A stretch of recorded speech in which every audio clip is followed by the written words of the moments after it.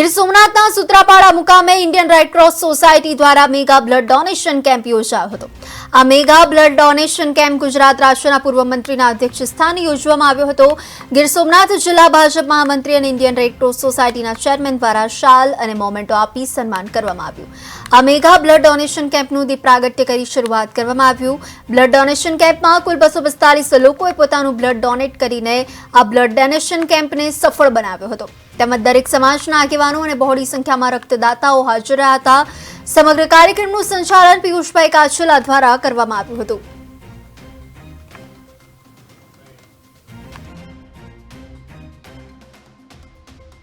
Indian red cross society મારફતે Sutrapada branch જે red ક્રોસના chairman ભાઈ અજયભાઈ બારડ અને એની ટીમ દ્વારા બ્લડ ડોનેશન કેમ્પનું આયોજન સુત્રાપાડા મુકામે કરવામાં આવ્યું છે।